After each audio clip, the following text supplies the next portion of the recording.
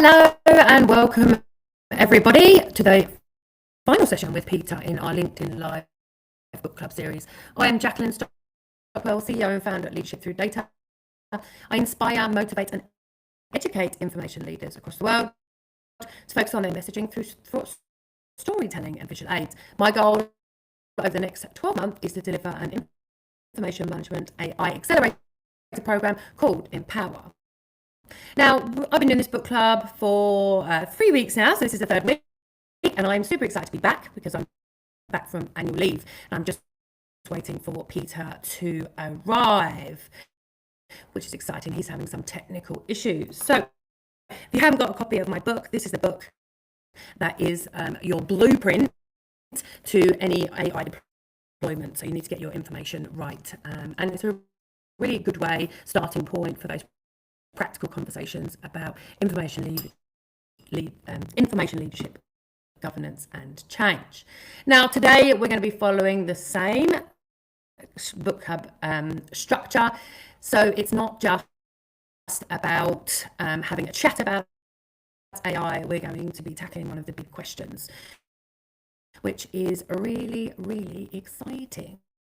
Now hopefully Peter will be joining me very soon, and then we can get to discussions. If you're joining me online, I'd love you to comment and say hello whilst I'm waiting for him to join me.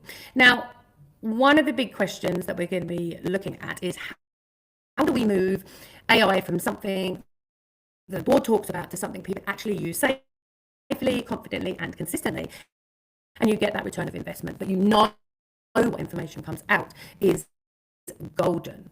So that question matters because AI change will not just happen because the board says it is important or we're saying it's important. A strategy can be written, a tool can be bought, a launch email can be sent, but that does not mean that that's going to change the behaviors. So in my book, Blooming Good Information Management, one of the messages I keep coming back to is that information management has to be practical, visible and human. And it cannot sit hidden in the back office as a policy or a process or a compliance task. It has to connect with how people actually work every day to get the best uses from it. And that is exactly the same challenge we have with AI. AI cannot stay trapped in board papers, pilots, strategy slides, or technical conversation. If it's going to create real value, it has to connect to trust, governance, culture, and everyday decisions. And that's what Peter and I have been talking about over the last 2 weeks. So what we've seen in many organizations is a gap between the ambition of AI deployment and actually the adoptions. So leaders are interested in AI. I think everybody's interested in AI. And it's a conversation that everybody is talking about. Teams are experimenting. So they've got new tools are appearing. We've got agents being deployed, but people are still unsure what is safe, what is useful, who owns it, and how AI fits into the way work actually gets done. Now, equally, we've got that bottom-up enthusiasm, but that can only go so far if there's no leadership support, if there's no accountability, if there's no governance, and no clear direction. So AI information needs both. AI transformation needs both of those. It needs visible leadership and real engagement from the people that are doing the work and actually utilising it on a day-to-day basis. So Peter's just joined me. Amazing. You can see him sitting at his desk. He's had some really bad IT issues. So good for you to join me, Peter. And today we're going to be exploring where AI change gets stuck, how organizations can close the gap between that strategy and behavior, and what information leaders can do to build the momentum that lasts.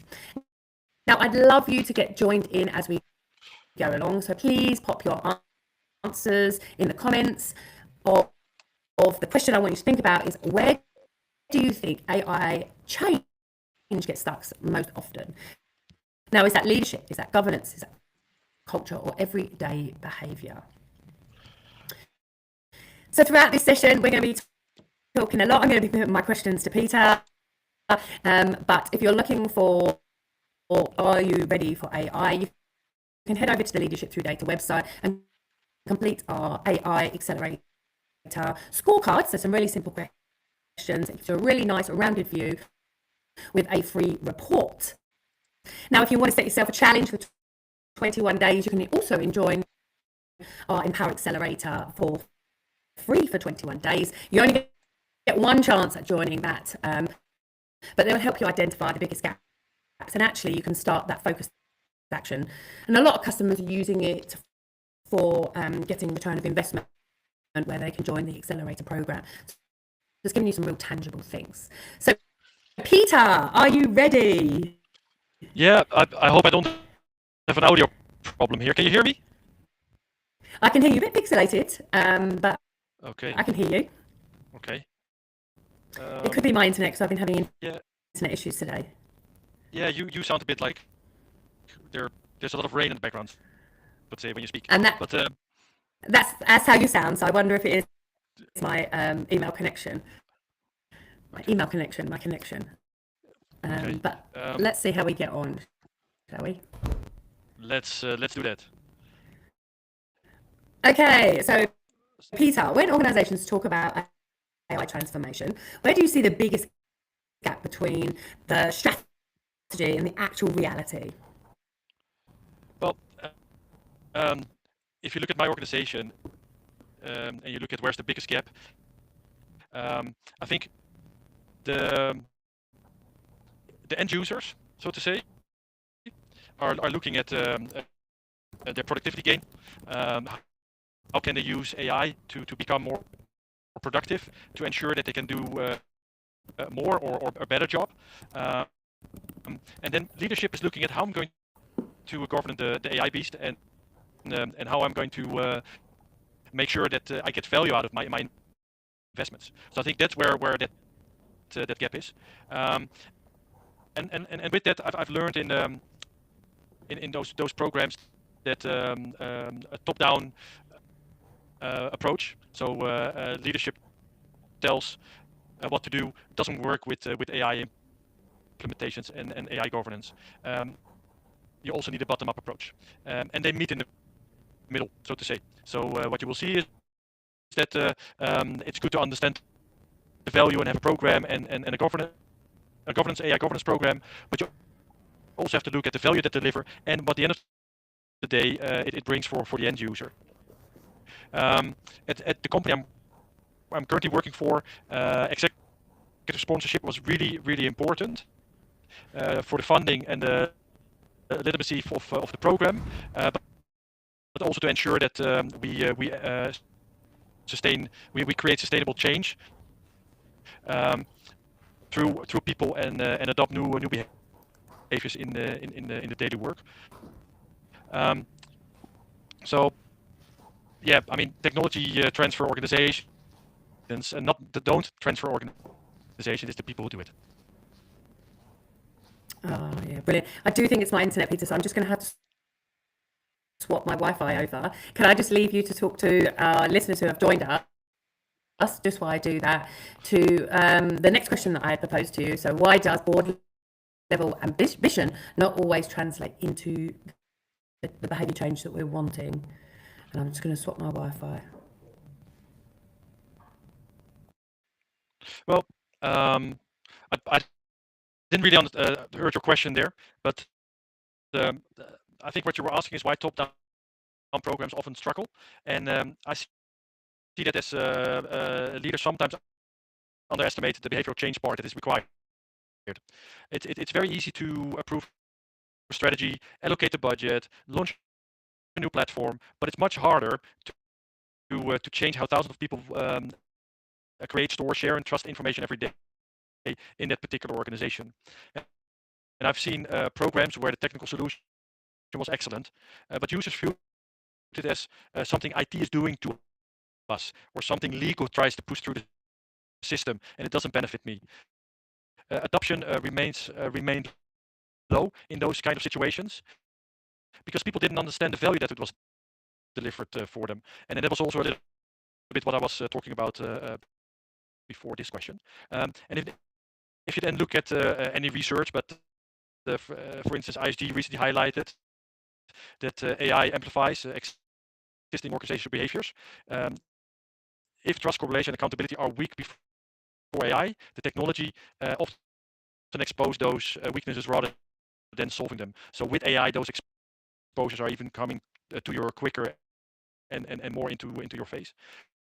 And people they support that kind of change in the organization, and without their engagement, even the best strategy will struggle. And then I see that Jackie is not there, so let me just continue alone. I feel a bit lonely here. I cannot see you or know who's in this call. But then if you look at any other research that is out there, there's an AIM research, and they frequently emphasize that AI success depends on people, processes, information, and technology working together. So it's not technology alone. And again, most of the AI adoption challenges are organizational and cultural rather than technical. The technology works for you. In the first session I did with Jackie, I said, well, a checkbox in a tool is easy to put there, but to make users using that functionality is more difficult. So the culture and organizational change is more difficult. And I think the winning formula is clear. Leadership set the direction, define the outcome, and remove the barriers for the program, and employees sharp how the change becomes part of their everyday ways of working. And let's see if Jackie comes back. Otherwise, I have to emphasize a little bit here. I was talking about top-down and bottom-up approach, and what you see in a lot of organizations is that the bottom-up initiatives are there and they create the momentum. However, you see that sometimes they lose. Now, in time, they lose the momentum because there's a lot of enthusiasm, but that is really good to scale those programs up. And grassroots innovation can be powerful. It can really make you innovate quite quickly, but the scalability is important as well. Many of the best ideas originate close to the business problem.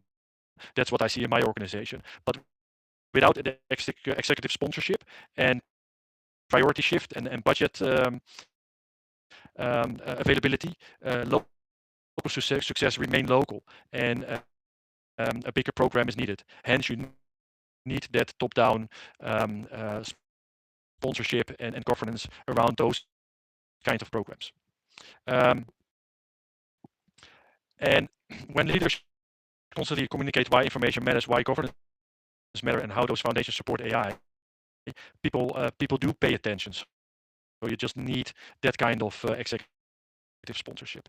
Going back to AIM a little bit, AIM talks about information professionals earning a seat at the table of the leaders. To scale in, they need business leaders who understand the good information management and not only the administrative overhead. So information professionals are not the people that safeguard the records in the cellar. They are more enabling AI and enabling different and better business capabilities, better compliance, better productivity, and better decision making. And I think we really are missing out of Jackie. Oh, there she comes. Hey, I'm back. Hopefully this is better. Yeah, this is excellent. This is better. So Jackie, I already alluded on why bottom-up initiatives sometimes lose their momentum. Yep. So what you see is that it's really good to have that bottom-up approach where you look at the enthusiasm of people really close to the business processes, and they say, okay, this is what we can fix, how we can add value or be more productive, and they start doing that. But without that momentum is good, but without clear executive sponsorship and leadership, the budget will disappear, and the local success remains local. So it's very important that you get that top-down governance and sponsorship in place as well. All right. Brilliant. That sounds amazing. Sounds like you didn't need me at all, Peter. I felt lonely. I felt lonely. Talking to yourself. I've seen some people that have connected with us in the comments, which is great, and somebody's liked it, so I love it. So what does strong executive sponsorship for AI adoption actually look like? So have you talked about that? Have I missed that? Well, I mean, how important is executive sponsorship? I alluded a little bit on that. I mean, it's absolutely critical to have, right? It's not that executives are managing the project or the programs day by day, but they create organizational permission to change. And again, when leaders consistently communicate why information matters, why governance matters, and how those foundations support AI, and people will start paying attention. And I see that in my organization as well. I mean, my manager doesn't ask me which activity did you move this week from A to B. He's asking how much value did you achieve this week, this month, this quarter, and how can I make my business happy, and what investments do I need to do to go up the maturity ladder in IM. Yeah, and I love that methodology because it's more around performance and results, isn't it, rather than sort of that, timekeeping sort of like you've been in your office. So I think that's a really good way. And I think I would like to stress that one of the lessons I had from my journey at the current company is that AI only scales up the responsibility when information is governed, findable, labeled correctly, and retained appropriately, and is trusted, right? And leaders have to reinforce that message continuously. So they have to tell the crowd that data and information is important for AI, and that you have to manage it correctly to make sure that it's in the right context, and that you're using the information in the right way, and that you're using the right information. And that's what they need to do for us. Yeah. And besides giving us the right budget, by the way. Agreed. Budget's a huge thing. We love some budget. Are you seeing in board level, so if they're wanting to deploy AI, are you seeing information leaders saying, well, to do this, we need to do this, and this first? So, or are they, how are you getting that sort of communication from, yes, we can have AI, but we need to do these critical things first? So I think they know very well what they need to do with their data information in their organization. But it's our challenge to keep on emphasizing that. What I see in the organization I work for now is that leadership also wants quick return. So sometimes those AI projects involve a lot of investment up front. I mean, yeah, the initial ideas may be very easy, but the scalability is the issue, and there you need more time to do it scalable. And in one of the programs that we're running, we encountered that as well. We invest a significant amount of money in the last year, 18 months, and we didn't get a short-term return. So we had to go back to the drawing table, change the approach of the program, looking at how can we get and show visibly to leadership that we have short-term return with value as well, and still focusing on the longer return that we will achieve in 2 or 3 years. So that I think that is very important. You always have to be active in looking at, am I reaching the goal, short term, but also long term. Right. And be bold, right? It's on your screen. Be bold. Yeah, be bold. Yeah, be bold and be brave and be beautiful. So for the organisations that don't know what they need to do, that might be listening to this, and I'm going to put you on the spot here, Peter. What are the top 3 things that they should be thinking about before deploying AI? Again, you're still breaking up a little bit, but I think you want to hear from me the 3 top points of when organizations start to get ready for AI. And I think it's a very difficult question. Probably there are consultancy firms that have the top 3 or top 5 what you need to do. But I would say it depends a little bit on where you are in the maturity level of in your information or data maturity level. But in general, what I could say is that your data need to be in a certain maturity level, in a certain hygiene level. You want to make sure that you don't need to use too much data in your AI tools, or data that is not clean enough. When you get and you can get the wrong results. So that's number one. I think two is an important one, and that is people need to understand what AI is. So in my current company, we're running on different levels in the organization AI enablement training, which is not only getting through the concepts of AI, but it also means that end users will start playing around with Copilot, Claude, or whatever, and do some sort of exercises to understand how you can use it, and what you can do with it, and how powerful it is. And the third one, I think again you need to go back to the executive sponsors. You need one I call it crazy person in the organization that will just handhold you, protect you for the people that are cynical about it, and is on a certain level in the organization and can really support you there and support your program, your initiatives. And you have to showcase that person through a pilot or POC what you can do. Yeah, brilliant. And I think just looking back to my book, as I've moved locations, I don't have it at hand right now, but there's some really key things within the book around training and making it more sort of easy and to understand. Definitely, I would advocate for that. There's also discussions around the skills and wills matrix in there, so identifying who's got the skill and the will to get them onto that AI team that you're talking about. There's also that level of, and I love the fact that you've talked about your ambassador, really, that person that you want to sit next to is had some discussions on a recent podcast around looking at your stakeholders and drawing 3 columns. So one that love what you do, one that's in the middle, and one that is quite resistant. And I would identify the resistant ones and spend more time with them to try and get them to where you want them to go and really sell those benefits of what you're trying to achieve within the business. And I think once you've got your army behind you, as I say, Peter. Yeah, I think that in one of the experiences I have a long time ago was that there was a person in the organization that just said, this is not similar at me at the time. He was saying, this is not going to happen. I don't believe in what you're trying to deploy here from an information management perspective. I will do anything that I can to make you fail, basically. So the person had a lot of resistance and didn't want to change at all. So we tried first to talk to him and explain again, this is why we're doing it. This is why a big picture is important for the company. This is the value we deliver. Still, the person didn't want to understand the change that was needed. At the end of the day, we just told him, good, look, if you think that you can stop the whole program, go to senior leadership and explain to them and tell them,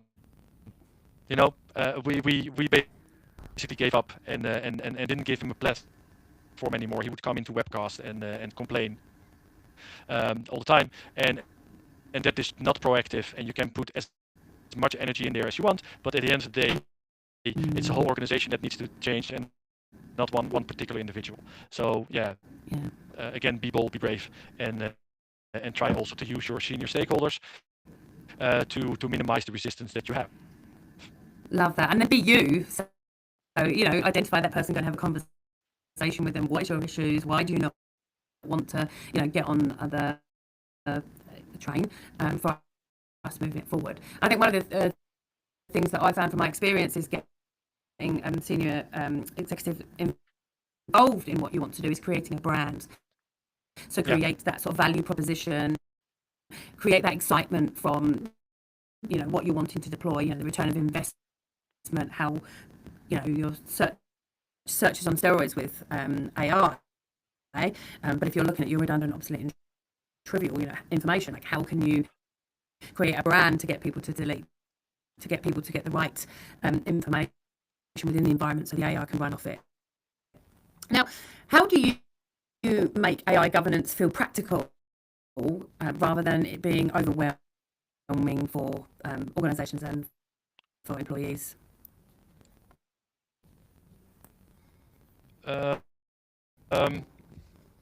So again, you're I'm sorry. Jacqueline, but I think Yeah, I can hear you pixelated too.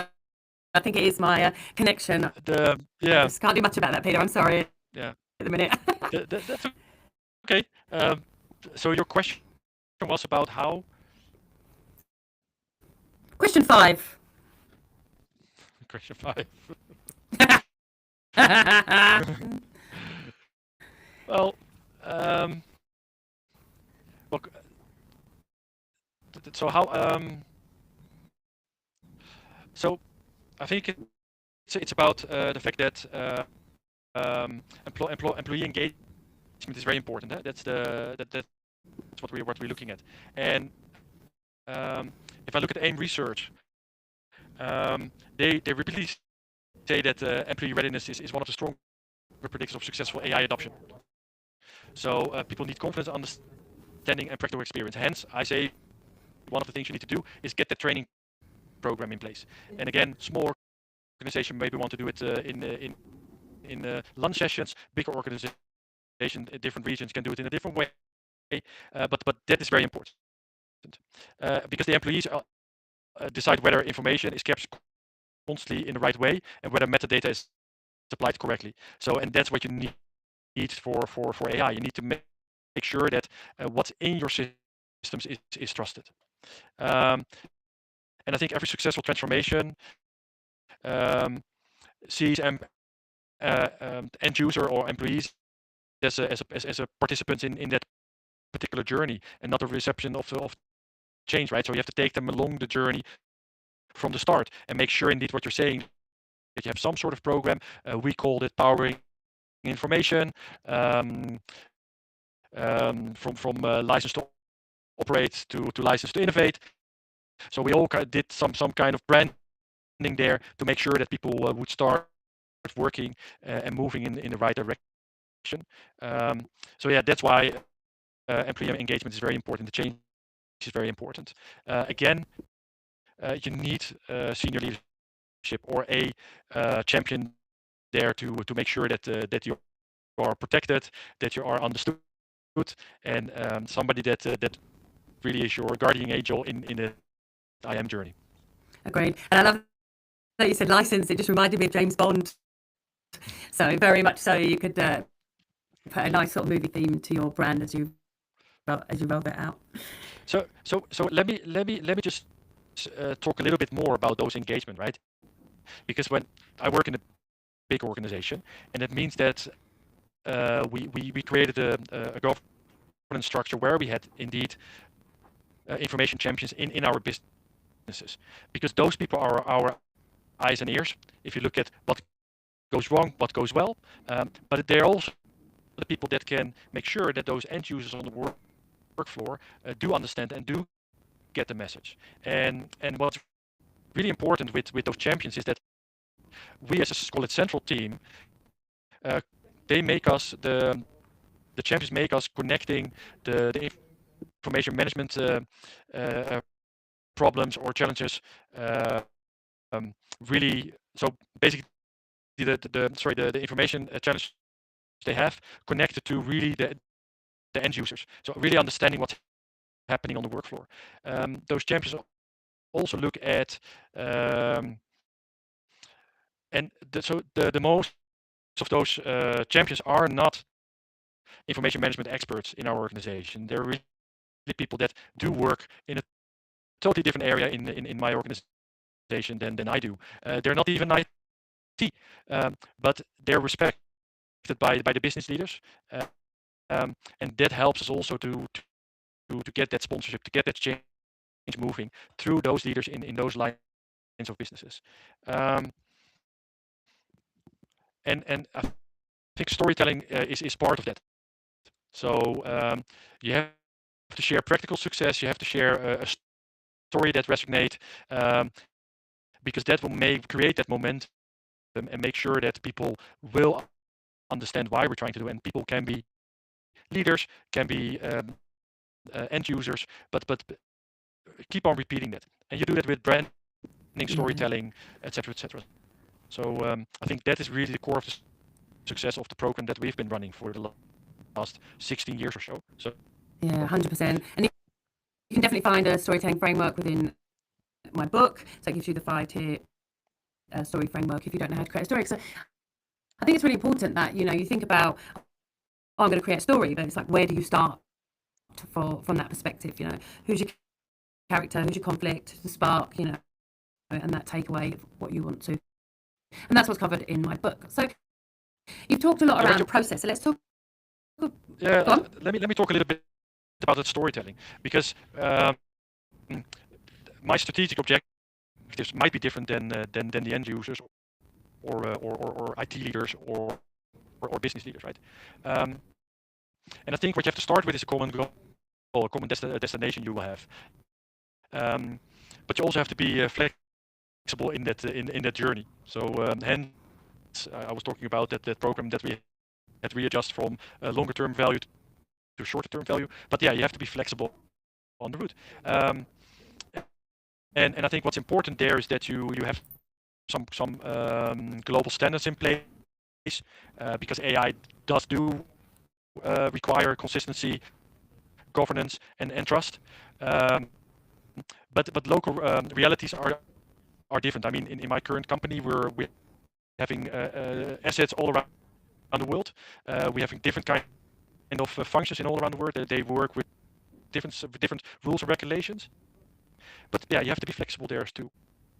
And I think the challenge there is that we have a destination, a dot on the horizon, but it doesn't. And the goal, the high level goal, can be the same, but it's not always easy to have an identical implementation plan everywhere. And that's why, again, those champions are really important to have, because they understand what's happening in that asset, in that location. They have the boots on the ground, and they can help us there. You can look at cultural changes as well. Different country, different culture, so you need to be cautious of that as well. And at the end of the day, when you see that, you have to start aligning those different goals to, again, your journey and destination that you're running in. I think in what we've done in the last 16 years in the program is that we constantly framed our information management program as we create one trusted information foundation, while recognizing the difference in the different business context, in the different lines of businesses, etc. So the principle stays the same, and the implementation, the way you do it, can be adapted to the situation on the ground. Brilliant. And there's also that storytelling element, isn't it? You've gone out from so many different locations, and had discussions with them, and you can fold that into your stories as well, so you can get them all on board with what you want to do. Yeah. So that's amazing. So we've talked about behaviours, we've talked about governance, and we've talked about process. But let's talk about behaviours, Peter. So what behaviours should organisations be encouraging if they want to use AI safely and responsibly? Well, we at Shell, we have the 3 golden rules, and I think that will help already your organization to start managing your information in the right way. And we call it the Know Your Information Golden Rules. And again, there are 3, and it's store your information in the right place, because then only you can use it in the right way with the right tools. The second one is label it correctly. So basically, if you want to retain it, label it with the right record type, so the retention period is correctly put on it. And the third one is shared links in emails and not attachments. So again, your sources in a system and not in your Outlook. That will also help you in maintaining your different versions you have. So I think that's where with these 3 rules and user rules, what you happen is that hopefully your volumes of information that goes through your different system in your organization will stay small or smaller. I mean, the growth is still there. We see that as well. The volumes are still there, but it will help you. Then again, you need to have some guidelines in place as well. So we have our information management standards and guidelines. Again, another item that we're doing within Shell is we do an IAM maturity scan on a yearly basis. I alluded on it before, asking the champions and our governance board on how I am, how mature I am in their business. But we also ask end users, what is your experience? How do you feel, etc., etc. So I think that is really important to do. And I hope I was giving an answer to your question, Jackie. It was great. I love the way that you talked about no email attachments and share links, because the other thing as well is just doing that will reduce your carbon digital footprint as well, because you're not holding as much information. So it has so many benefits just doing those things that you've described. I think it's great that you've shared that with us. So what have you learned from large-scale change programs that applies directly to AI adoption, Peter? So what I've learned in the last couple of years is that I think 3 lessons there. One, information management is no longer primarily about compliance. I mean, starting our program 15, 16 years ago was about compliance. But it is increasingly about business value. I was always talking about it, and AI readiness. So I think that is really important, the business value, AI readiness. And compliance will just happen in the sense that it's just a basic item you just need to do to stay compliant, to keep your license to operate in that sense. And the second one is people do underestimate the quality of information required for successful AI. And again, you said it before, AI is only as good as the information it can access. So I think that is really important as well if you look at a large AI program. And thirdly, I think that's the topic of today, that is visible leadership matters far more than governance structures. So people who see leaders talking about it, doing it themselves, prioritizing it, will help also the change and your AI program in your organization. And if leadership consistently talk about trusted information as the fuel for AI, the organizations start treating it really as a strategic asset rather than an operational burn of compliance. So I think that are 3 lessons that I've seen in, well, different organizations. I love that. And my book definitely talks about leadership as well. So you can get access to the book if you haven't got it. It's on Amazon. It's an international bestseller. Just search for Blooming Good Information Management, and that links back to all the fundamental things you need to get your organization ready for AI. So last question from me, Peter. If somebody is listening today or on the replays and they're in an organization and they feel stuck, what is the first practical step you would recommend? Well, I would begin with one simple question, and that's, can we trust the information that our AI will use? Because that's the core. So before investing in AI technology, assess your information quality, your governance, your ownership, discoverability of your information, employee readiness is important too. So start first, do that kind of due diligence before starting to invest in that technology. And AIM often says that data governance is the foundation of AI, and yeah, I mean, it's not only AIM saying it, and I completely agree with it. So my first investment would be in trusted information, clear governance, education, and change management. Yeah, it's a bit also about the first question you had.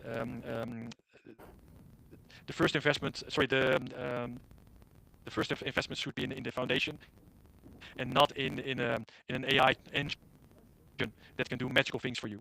It's very excited to have that tool available, and people can play around with it. But when you want to scale it up, if you want to make sure that you get all the power out of that engine, yeah, the information needs to be there. It needs to be in a good context. It needs to be trusted, and poor quality will just mean the engine won't run. So trusted information is very important. Yeah, that's great. And it's not a question of a magic wand and everything will fix.